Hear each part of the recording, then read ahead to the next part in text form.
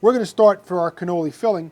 We're going to start with ricotta impastata, and I think impastata loosely translates to paste. So it's this ricotta that's kind of got like this paste look to it. And the theory behind this is we want to make a pastry filling. This is what the best ravioli is made from, ricotta impastata. The theory is that this is going to be a little less moist. So by being less moist, there's less water that's going to eke out into our raviolis or from our cannoli cream.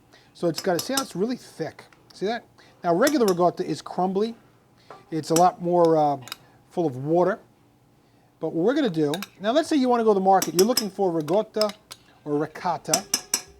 I know some folks always say ricotta or ricotta, or if I was that pretty girl on that food cooking show and I'd say ricotta, impastata. But you know what, if you go to the market, the impastata, I-M-P-A-S-T-A-T-A, impastata, which kind of means paste, if you can't find it in the market, I'm sure you can, what you can do is you can take some of your very good ricotta cheese that you like, and you can just put it in cheesecloth, or you can put it in a colander and let some of that water drain overnight. Just kind of let it hang down inside a colander, so the weight of the cheese, the water drips through it, and you end up with this really creamy. Now, the nice part about this too is this really creamy cheese. I mean, this is great flavor, absolutely great flavor. Okay, so to me, that's what a great manicotti or a great ravioli is made with. It's made with ricotta impastata. To this now, we're going to add a little bit of vanilla extract. And you know, this is one of those dishes where it's trial and error. So I could tell you, I mean, if you can go to our website, CarminesRestaurant.com, you can pull down a recipe like this. The problem is though, that your taste might be a little different. I think cinnamon, I think vanilla goes awesome in here. I've been known to put cinnamon oil like the bakers do. I've been known to put granulated cinnamon. I think it's all about personal taste. It's also great to experiment. Perfect example. I have here some granulated sugar. As you can see the difference, the granulated and the powdered sugar, the baking sugar. We're going to put both in. And the reason I do it that way is I think a really good cannoli, not only does it have the sweetness, but a really good cannoli has a little grittiness. It has a little bit of the grainy texture that granulated sugar is going to lend to this finished pastry cream. Okay, so we've got all that in there now. Here's the thing. We're going to whip this up. We're going to get it so it's blended really well. It's going to be really rich and creamy consistency. And then after that, once it's all well incorporated, we'll take a taste, see if we need to adjust the cinnamon or the vanilla. See what we got there? That's perfect. Look at that. That's what we're looking for. So it's got in there a nice creaminess to it. We've got our cinnamon. We've got our vanilla. And the last thing I want to do is I just want to take a taste. So cinnamon, vanilla, it's got two sugars. It's got granulated sugar. It's got powdered sugar. Again, the idea is that I want to have this really kind of, that's good. That's really good. Look at that. See how thick that is? It's got like a tan color to it. That's what we're looking for. That's exactly what we're looking for. You can make your own shells at home, but I'll be perfectly honest.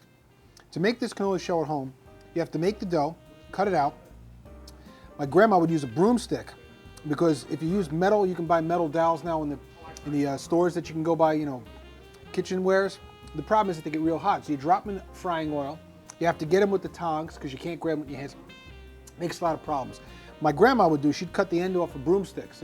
Well, she was only about this big, so if she cut 6 inches off the end of the broomstick, she still could use the broom. It was my grandpa, who was a big, tall guy, that had a problem sweeping, so.